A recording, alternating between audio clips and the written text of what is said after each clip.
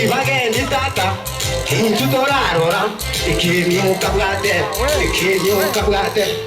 okoigwa tugende Kibagendi umusachu mbirisi tukinya sauri amaiga kunyora nkurira sauri. Mbunge wa eneo bunge la Kitutu CHACHE Kusini Anthony Kibagendi amejitokeza waziwazi na kumnyoshea kidole cha lawama waziri wa elimu Machogu kwa kutoboresha uwepo na uinuaji wa walimu katika eneo la GUSII nzima.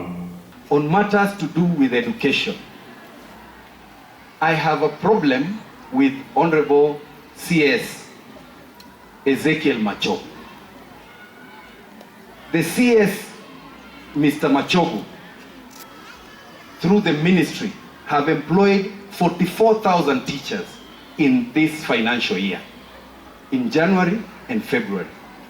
We are not happy with the distribution of the opportunities across the country, not just in GUSII. CS Machogu, I'm addressing you and the ministry. You know the corruption you have been involved in. Kibagendi ambaye alikuwa akizungumza haya katika eneo la wodi ya Bogeka, eneo bunge la Kitutu CHACHE Kusini, amemtaja Machogu kama mtu ambaye yuko na ubinafsi na ambaye alipeleka viti ambavyo alikuwa amepewa kupeana katika jamii ya ABAGUSII kwa njia ya kipekee. You took opportunities for our people and took them to your clan and the people of your community in ABAGUSII. And I'm not mincing my words.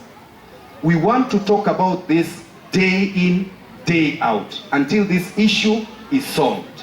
Our children here, GUSII and Nyamira County, have the highest concentration of trained teachers in the country. But the opportunities were taken elsewhere. And those that came to GUSII and Nyamira were taken to one ward in Gesusu.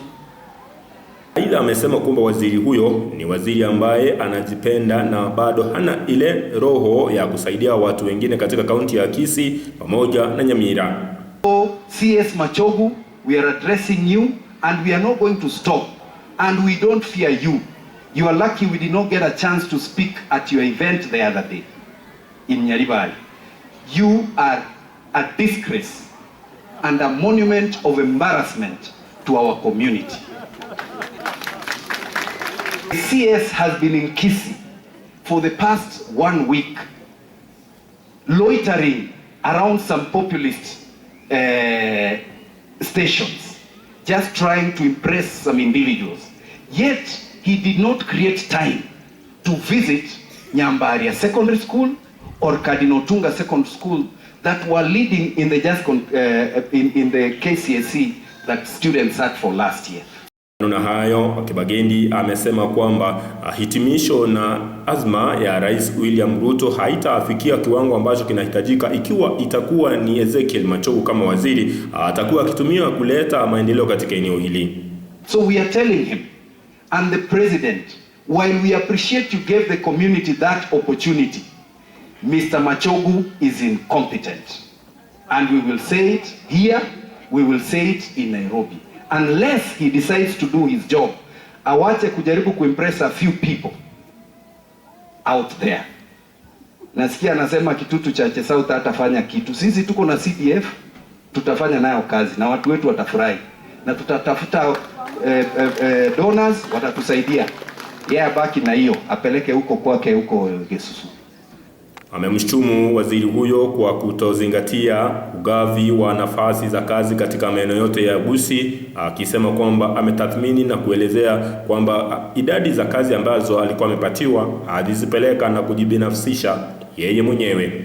Hayo yote yalikuwa yakizungumzwa katika kiwanja cha Bogeka, eneo la Ititi, eneo bunge la Kitutu CHACHE Kusini, wakati ambapo kaunti ya GUSII ilikuwa ikijaribu kuwasaidia wale ambao hawajiwezi katika jamii kupitia kwa ofisi ya mama county, kupitia kwa mpangilio unaofahamika kama Donya Charity Mission.